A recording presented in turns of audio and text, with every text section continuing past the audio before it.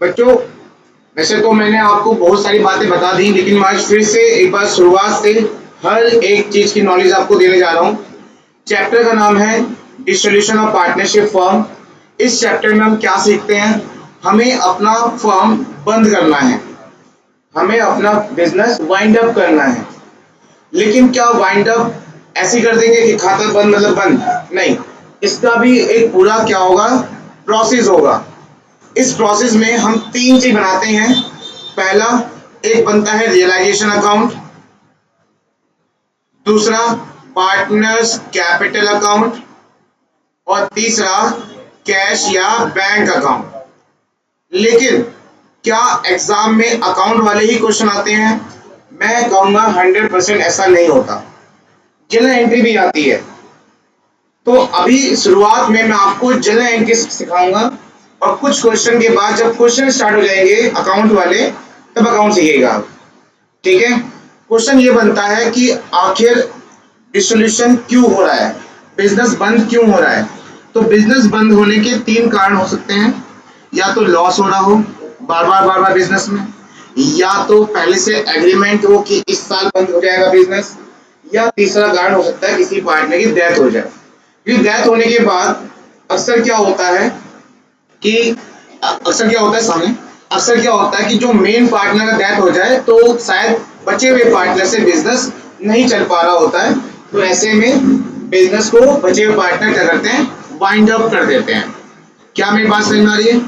चलिए, तो ऐसे में आपका बिजनेस बंद होगा।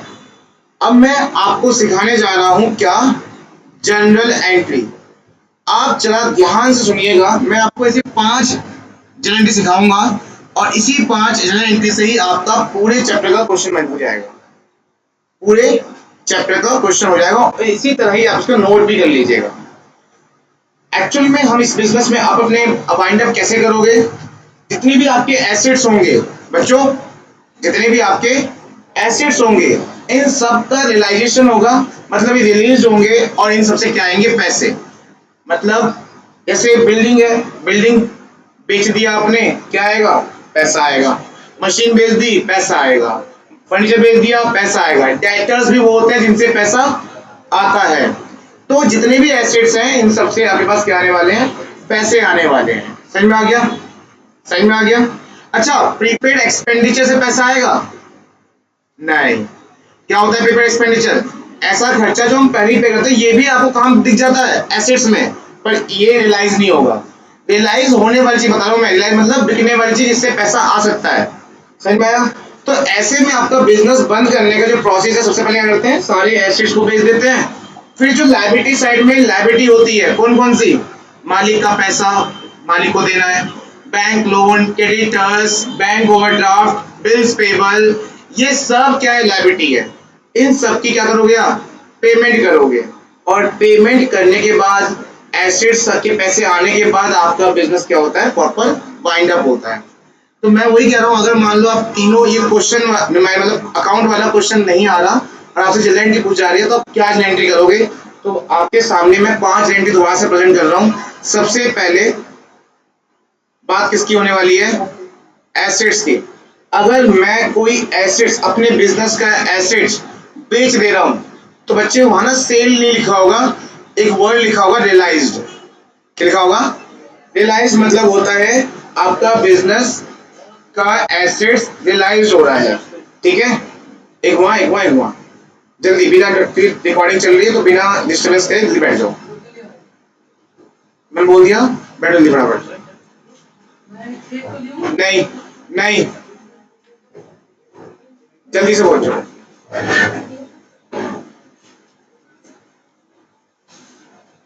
ठीक है? तो बच्चे,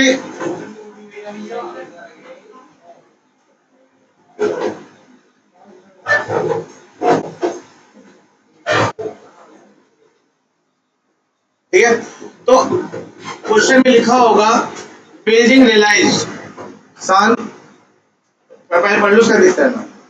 building realise, machine realise, furniture realise, debtor realise, इन सब का मतलब होता है, इन सबसे क्या आ रहा है, पैसा आ रहा है। ये सब खत्म हो रहे हैं आपके एसेट्स, और क्या आ रहा है आपसे।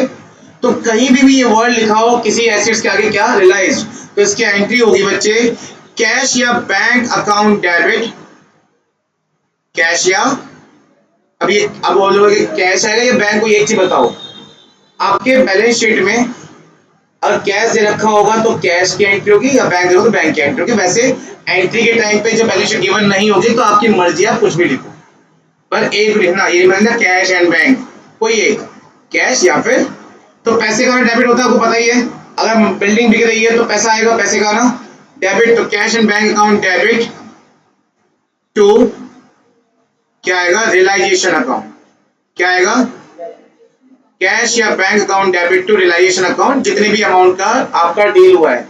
अच्छा, अगर मान लीजिए बिल्डिंग 5 लाख की है और बिक 6 लाख में रही है, तो आप अमाउंट कौन सी लिखोगे, 6 लाख वाली लिखोगे, क्योंकि यहाँ पे डीलिंग अमाउंट में डील होता है, एंट्री होती है, ना कि कितने का वो था। अगर 5 लाख की मशीन 3 लाख में बिक रही है तो आप 3 लाख लिखोगे, क्योंकि यहाँ पे प्रॉफिट लॉस नहीं देखते, डील जितने में हो रहा है वो देखते हैं। समझ में आया? लेकिन अगर यही एसेट्स बिक नहीं रही, फिर भी खत्म हो गई, कैसे, क्या हो जाए, टेकन ओवर, मतलब bye partner, taken over by, इसका मतलब है कि मान लो कोई मालिक, आप सभी एसेट्स को बेच रहे थे, एक दिन खत्म कर रहे थे ना बिजनेस, तो एक मालिक ने एक फर्नीचर देखा और उस फर्नीचर को अपने घर ले गया, क्या आपके बिजनेस से सारे एसेट खत्म हो गए? बिल्कुल, एक बचा हुआ था क्या, फर्नीचर, वो भी खत्म, लेकिन क्या पैसे दिए उसने? अगर लिखा हुआ है कि partner take over furniture in cash, तो एंट्री अभी भी कौन सी होने वाली है, बोलो, ऊपर वाली ही एंट्री होने वाली, ऐसा है ना। लेकिन अगर नहीं लिखा कैश, तो इसका मतलब उसके पैसे, तो आपका क्या मन करेगा कि उसे लेने, है ना। कभी भी मालिक से पैसे का लेन देन नहीं होता, या तो कैपिटल बढ़ा दो, या कैपिटल जो उसका पैसा तुम्हारे पास है उसे बढ़ा दो, या क्या करना चाहिए हमें इस सिचुएशन में, क्या करना चाहिए, घटा देना चाहिए ना। और मालिक का पैसा जब जब घटता है तो मालिक को कर देते हैं डेबिट। तो ये एंट्री याद कर लो, बहुत बार आता है ये, कोई भी मालिक आपकी एसेट्स को टेक ओवर कर दे, मतलब ले जाए और पैसे ना दे, तो उस मालिक को कर देना डेबिट। जैसे पार्टनर कैपिटल, पार्टनर, और यहाँ वहां पे पार्टनर कैपिटल मत लिखना एग्जाम में या कॉपी में, उसका नाम लिखना, जैसे ए कैपिटल, बी कैपिटल, ठीक है, सी कैपिटल, तो नाम आएगा, पार्टनर कैपिटल अकाउंट डेबिट नहीं आएगा, क्या आएगा, उसका नाम आएगा, ठीक है। तो डेबिट टू, ठीक है, debit to realisation account, debit to realisation account. तो मुझे बताओ, दोनों एंट्री में आपको कोई फर्क दिख रहा है बच्चे, दोनों एंट्री में कोई फर्क दिख रहा है आपको, बोलो क्या दिख रहा है फर्क, ऊपर पैसा आया था, रियलाइजेशन क्रेडिट, अच्छा दोनों में ऐसे जा रही है ना, दोनों में ही ऐसे रियलाइज हुए, इसे रियलाइजेशन क्या है, क्रेडिट में, पर रियलाइजेशन कैसे हुआ, एक में पैसा आया और एक में नहीं आया, तो तब भी हमने कवर कर लिया, कहां से, मालिक को पैसे को कम करके, ठीक है। एक और चीज सिखा रहा हूं बच्चे, इसी एंट्री को एक और टाइम पे बनाते हैं, एक और टाइम पे बनाते हैं, मैं वो लिख देता हूं साइड में, वो क्या है पहले समझा देता हूं बच्चों। अगर ऐसा हो कि मालिक का कोई खर्चा तुमने पे करा हो, तुम लोग फर्म हो, अभी अपने क्या मान रहे हो, अभी बिजनेस मान रहे हो, जैसे मान लो मालिक कहीं पे चाय पी के आ गया, या फिर कोई भाड़ा हो गया, या मालिक का कोई अपना खर्चा, मालिक का कोई अपना खर्चा था, और वो बंदा आपके दहलीज पे खड़ा है, आपके बिजनेस के दहलीज पे खड़ा है, कुर्सी ले आओ, ठीक है, तो नहीं होगा, देखो है यहाँ पे, है यहाँ पे है, चलो छोड़ो। तो बच्चे, अगर कोई मालिक का खर्चा, सुनो सुनो इधर इधर, बहुत जरूरी बता रहा हूँ मैं, बहुत जरूरी इंपॉर्टेंट बात है ये, मालिक का कोई खर्चा जिसे मालिक को ही पे करना था, जिसको भी पे करना था, इसको करना था, मालिक को करना था, पर आज मालिक अवेलेबल नहीं है, वो बंदा मांगने आ गया पैसा, वो बंदा पैसा मांगने आ गया है, और मालिक अवेलेबल नहीं है, और वो पैसा किसने दे दिया, तुमने दे दिया है, उस बंदे को तुमने दे दिया है, ये बात समझ में आ रही है। तो क्या करना चाहिए, अब तुम मालिक से निकालोगे ना, क्या करके, मालिक कैपिटल कम करके, मालिक कैपिटल, तब भी तो एंट्री, तो इसे बोलते हैं बच्चे firm paid on the behalf of partner. पे किसने किया, फर्म ने, किसके लिए? तो आप उसको दोगे या उससे लोगे? अब कैसे लेते हैं उसके कैपिटल को? तब भी एंट्री यही वाली होगी। तो यहां लिख लो चाहे क्या, firm paid on behalf of partner. तो देखो दो चीज सिखाई, तो इधर लिखा है उधर लिखा है। टेक ऑन ओवर हो एसेट्स का तो भी ये एंट्री है, एसेट कोई ले जाए मालिक तो भी ये एंट्री है, और फर्म कोई खर्च कर दे किसके बिहाफ पर?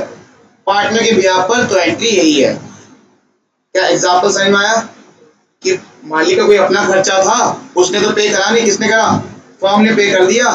तो आज फर्म क्या कर रहा है? उसके अकाउंट से छीन रहा है, क्या करके? डेबिट करके। तो तीन टॉपिक सीखे, एंट्री दो ही है। पहले वाले में पैसा आया, सामान बिका, कैश अकाउंट रिलेशन अकाउंट, हाँ कल परसों वाली, ठीक है। और यहाँ पे एसेट्स ले गया तो भी एंट्री यही है। और अगर फर्म पे कर दे, सुनो मैं बोलूंगा लिख देना आप इसे, फर्म पे कर दे किसके बिहाफ पर? मालिक के बिहाफ पर, तो भी एंट्री यही बनेगी, partner capital account debit to relation account. चलिए अब जैसे वहां पे लिखा था ना एसेट्स, जो लिखा है देखते रहे, जैसे लिखा था एसेट्स, नेक्स्ट टाइम में लिखो लायबिलिटी, ठीक है, जो लिख रहा था। अब बात किसकी होगी? सभी लायबिलिटी की बात होगी। लायबिलिटी के आगे लिख दो पेड, लायबिलिटी के जस्ट आगे, कि अगर हम कोई लायबिलिटी पे कर दें, भाई बिजनेस बंद हो रहा है तो ऑब्वियसली पे तो करना ही पड़ेगा ना, bank loan, creditors, bank overdraft, bills payable, कितनी सारी लायबिलिटी है ना? तो इन सबको अगर हम पे करेंगे तो एंट्री क्या होने वाली है? पैसा जाएगा, तो रियलाइजेशन अकाउंट डेबिट, इसे नोट कर लो, realisation account debit to cash या बैंक अकाउंट। ये कब एंट्री है? जब आप किसी लायबिलिटी को पे कर रहे हो। समझ में आया? अमाउंट, जो भी अमाउंट है लिखी होगी। दूसरी बात, अगर मान लो बैंक लोन वाले दहलीज पे खड़े हैं और आपने फर्म को अभी रात हो गई है, फर्म बंद है चाह रहे हो, तो बैंक वाले घर आ गए हैं, तो मालिक ने लोन पे कर दिया। वैसे वो लोन किसने दिया था? फर्म ने। किसने पे कर दिया? तो आज तुम्हें मालिक को देना है या मालिक से, बताओ क्या करोगे? देना है ना, तो आज तुम अपने मालिक क्या करोगे? बढ़ाओगे। क्या करोगे?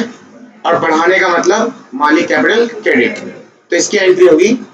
आप नीचे लिख लो, जैसे आपने लिखा था पेड, पेड के आगे एंट्री लिखी है, अब पेड के आगे लिख लो पेड बाय पार्टनर। अगर कोई लायबिलिटी कोई पे कर दे पेड बाय पार्टनर, तो उसके आगे एंट्री लिख लो क्या? Paid by partner. उसके आगे लिख लो क्या? Relation account debit, relation account debit to partner capital account. क्या जब रियल क्वेश्चन करोगे वहां पार्टनर ही लिखोगे? नहीं, वहां पे नाम लिखना, ठीक है। चलो जैसे मान लो आप, जैसे मैंने लास्ट में एंट्री लिखी थी बीच में और दो मतलब रीजन लिखे थे ना, क्योंकि दो रीजन में एक एंट्री है, ऐसी एक और रीजन है इस लास्ट वाली एंट्री का, तो उसे साइड में लिख लेना। वो रीजन क्या बताता हूँ बच्चों को मैं। अभी आपने लाइब्रेरी की दो एंट्री कर ली, वो जो लास्ट बीच वाली एंट्री है ना, कौन सी? रिलेशन टू पार्टनर कैपिटल, ये एक और जगह भी बनती है, अब वो सुन लो क्या है। हुआ ऐसा कि आपको किसी को पैसे देने थे, आप कौन हो? मालिक या बिजनेस? आप बिजनेस हो, फर्म हो, आपको किसी को देने थे पैसे, कोई भी खर्चा होता है, कोई भी, इसे हम बेसिकली क्या बोलते हैं? डिस्ट्रीब्यूशन एक्सपेंसेस बोलते हैं। डिस्ट्रीब्यूशन एक्सपेंस के नाम से लिखा होगा। किसको पे करना था? आपको पे करना था वो खर्चा, पर जैसे वो बंदा मांगने आया होगा, कैसे भी हुआ होगा, वो खर्चा किसने दे दिया? मालिक ने दे दिया। किस दे दिया? तो तुम्हारा फर्ज बनता है फिर से उसी कैपिटल कराएं, बढ़ाएं। तो कैपिटल बढ़ाने की एंट्री यही तो है। जहां उसने आपकी लायबिलिटी पे करी थी तो हमने बढ़ाया था, आज उसने तुम्हारे खर्चे पे कर दिए तो भी तुम्हें बढ़ाना ही तो है। तो एंट्री यही होगी जो आपने लास्ट में लिखा था। तो आप लास्ट साइड में लिख दो paid by partner on behalf of firm. इस एंट्री साइड में तो पेड बाय, तो ये दो जगह बनेगा, पेड बाय पार्टनर लायबिलिटी में, और दूसरा पेड बाय पार्टनर, पार्टनर ही पे कर रहा है दोनों जगह पर, यहाँ लिख दो ऑन बिहाफ ऑफ फर्म। समझ में आ गया? फर्म के बिहाफ पर कौन पे कर रहा है? इसमें रिलेशन टू कैश, जहां आप पेमेंट करते हो खुद से, अपनी बैंक लोन की पेमेंट कर दिया आपने, पेमेंट करी तो रिलेशन टू कैश। और नेक्स्ट वाले में किसने पे करा? मालिक ने, तो relation to partner capital account. चार एंट्री होगी, चार एंट्री होगी। तो पांचवी एंट्री पे आ जाओ। पांचवी एंट्री बिल्कुल अलग। मैंने आपको बच्चों तीन लायबिलिटी बताई थी, फर्स्ट पार्टी, सेकंड पार्टी और third party. First party liability मतलब कैपिटल, जिसे हम इंटरनल लायबिलिटी भी बोलते हैं। 11 में बोला था मैं इंटरनल लायबिलिटी। आपके लायबिलिटी साइड में क्या होता दिखता है? कैपिटल। कैपिटल क्या होती है? First party liability. क्या होती है? सेकंड पार्टी लायबिलिटी होती है मालिक का ही लोन। जैसे एबीसी कैपिटल दे रखा है तो वो फर्स्ट पार्टी लायबिलिटी हो गई। ए loan, B loan, C loan, तो ये सेकंड पार्टी लायबिलिटी है। मालिक से ही क्या लिया तुमने? लोन लिया हुआ है। लेकिन बैंक लोन, क्रेडिटर्स या ए ब्रदर लोन, क्या मतलब है इसका? ए ब्रदर लोन का, ए के भाई से लोन लिया है, ए से नहीं लिया, ए के A wife loan, Mrs A loan, Mrs A भी क्या होगा? वाइफ ही तो होगा। समझ में आ गया? तो ऐसे में सब क्या है? ये सब थर्ड पार्टी। और थर्ड पार्टी लायबिलिटी की पेमेंट वही होगी जो आपने थर्ड एंट्री करी है। क्या? Relation to cash. Third party liability payment क्या है? Relation to. लेकिन अभी फर्स्ट और सेकंड पार्टी लायबिलिटी की एंट्री रह गई है। फर्स्ट पार्टी में क्या होता था? मालिक के पैसे ना, क्या होता था बच्चों?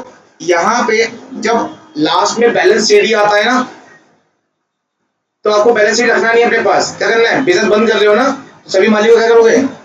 मालिक को दे दोगे पैसे। अब उसकी एंट्री क्या होगी? जब आप मालिक को पैसे दोगे तो मालिक की कैपिटल आपके पास होगी या चली जाएगी? चली गई ना? क्या करना चाहिए? डेबिट। तो ये एंट्री लो ही बताया था मैंने। लिखो partner capital account debit to cash account. इसे भी लिख लो, सभी बताया था पहले मैंने। Partner capital account debit to cash account, ये है नहीं कहीं पे भी।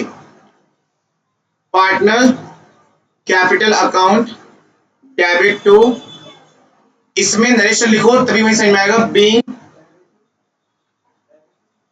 टू कैश अकाउंट या बैंक अकाउंट। ये एंट्री तब होनी है जब आप मालिक का पैसा वापस करते हो। क्या ऐसा कोई पॉइंट पहले पढ़ा था हमने? जब तुम यहाँ मालिक का ही कैपिटल क्या कर रहे हो? उसे दे रहे हो। जब हमारा बिजनेस क्या हो गया? बंद। Being paid to partner, being paid to the partners, partners को पे कर दिया हमने। क्या? उनकी देयर कैपिटल लिख दो आगे, उनकी कैपिटल। क्या हुआ? नींद आ रही है? रात को आप सोते नहीं हो ना, राजकुमार आता होगा फिर हो गया।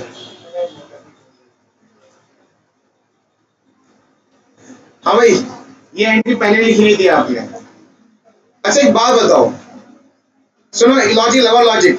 आपका बैलेंस शीट क्रेडिट साइड आ रहा है पार्टनर कैपिटल अकाउंट में, सबको पता है पार्टनर कैपिटल क्या होता है। और सीडी बैलेंस किस तरह आता है?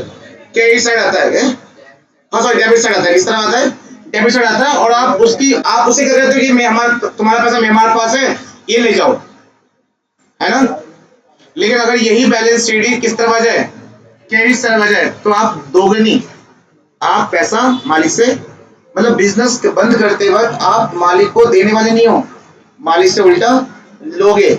ठीक है? अगर ये सीडी बैलेंस किस तरह दिखेगा आपको? क्रेडिट साइड में। लेकिन जब क्वेश्चन होगा तभी बताऊंगा, अभी इतना दिमाग मत चलाओ, है ना? दिमाग मत चलाओ, जब क्वेश्चन होगा तो बताऊंगा। चलिए, ये हो गया बच्चे first party liability entry. First party liability क्या होती है? मालिक का पैसा दे दिया। सेकंड पार्टी क्या बताया था मैंने? मालिक का ही लोन, मालिक का ही ए loan, B loan, C loan. अब इसकी पेमेंट की एंट्री क्या होगी? रिलेशन वर्ड नहीं आता इनमें। फर्स्ट पार्टी लायबिलिटी पेमेंट और सेकंड पार्टी लायबिलिटी पेमेंट में रिलेशन वर्ड नहीं आएगा। आया क्या अभी? पार्टनर कैपिटल अकाउंट कैसा है ना, ऐसे ही आएगा, partner loan account debit to cash account या bank account. Second party liability में अगर आपके बैलेंस शीट में क्या दे रखा है? A loan, B loan, C loan, तो इसकी एंट्री क्या होगी? Partner loan account debit to bank या कैश अकाउंट। ठीक है, कर दो, लिख दो इसे, partner loan account debit to cash या बैंक अकाउंट। और आप साइड में लिख सकते हो फर्स्ट पार्टी ऊपर और नीचे सेकंड पार्टी। ठीक है, फर्स्ट पार्टी लायबिलिटी और सेकंड पार्टी लायबिलिटी। तो आई थिंक मुझे बताइए बच्चे, अब सोच समझ के बताना, बैंक लोन की पेमेंट की एंट्री क्या होगी? बैंक लोन की रिलेशन टू बैंक, इसी ये बैलेंस शीट में लिखता है, बैलेंस शीट में लायबिलिटी तरफ, इसी लायबिलिटी में लिखा है सी लोन, क्या एंट्री होगी? C loan account debit to cash account. तीन पेमेंट की एंट्री बताइए मैंने आपको, पहली रिलेशन टू कैश, वो थर्ड पार्टी के लिए है। एक पार्टनर कैपिटल टू कैश, वो फर्स्ट पार्टी मतलब मालिक का कैपिटल वापस कर रहे हो तुम, और जो लोन में बताया वो सेकंड पार्टी है। समझ में आया?